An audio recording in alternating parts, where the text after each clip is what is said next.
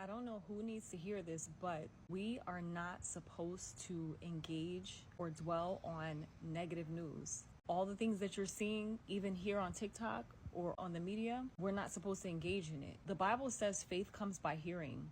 So the more you listen to certain things that are negative, it's going to alter your perception of reality. It's going to cause you to have heaviness and depression and anxiety because there's so much coming out, so much coming at us at one time. We have to be in a focused place. We don't even have the capacity to take in all of that. We cannot be ingesting and digesting negative news all the time. We actually have a responsibility, especially as believers, to think on the things that God told us to think on. The Bible says, think on these things whatsoever is pure, lovely, just, of good report.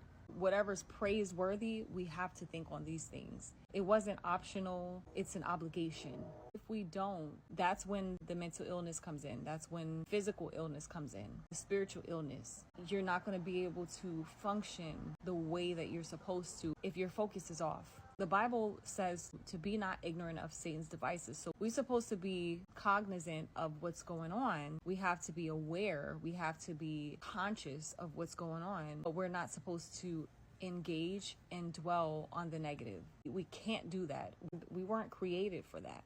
Our brains need a level of endorphins in order to function, to have energy and do all the things that we're supposed to do. Because if you don't, it'll tear you down spiritually, emotionally, mentally, and physically. Sickness can't dwell in a happy body. When your body is joyful, that blocks off the sickness because it strengthens your immune system. Everything is interconnected. So think on the things that God has told you to think about. Everything is in the Bible. All the instructions, it's the manual for life. It's the manual for our soul. It's all about your soul. You're nothing without your soul. We're just a shell without our soul. It's so important to strengthen your spirit more than anything. The more you ingest and digest negative news, it's weakening your spirit. Feed your spirit with positivity. The Bible says faith comes by hearing. So whatever you're listening to, if it's negative, it's going to get in your spirit. And then you're going to wonder why you're depressed, why you don't have energy, why you feel down. But then when you listen to things that are positive, that's encouraging, that's the bread of life. That's what the Bible says, that humans cannot live on bread alone, but by every word that proceeds out of the mouth of God. That means physical food, natural food is not enough to survive. We can survive without food for a period of time, but we can't survive without the bread of life, the spiritual food, because we're more spirit than we are natural.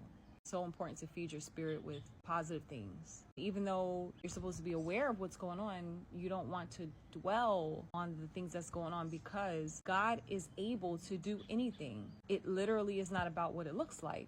There can be all these facts about the negative news that's going on. Like they're talking about they're going to send our 18 to 24-year-olds to war without them having a choice.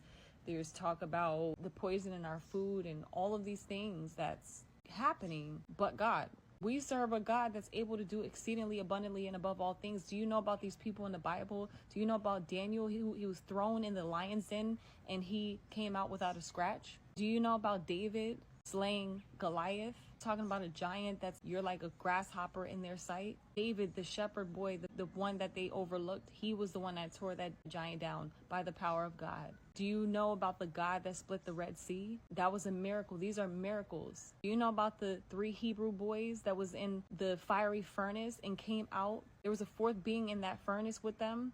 An angel of the Lord was with them. That's why God doesn't want us to dwell on negativity, because he's still God. He can do anything he wants to do. He's coming back to regulate the things that's going on this earth. So it doesn't matter what the enemy tries to do, but God is able to combat whatever. He already knows. And he got something special for those who have brought on so much destruction and evil. So we put this stuff in God's hands. We don't worry. We hope in glory. We have faith in God.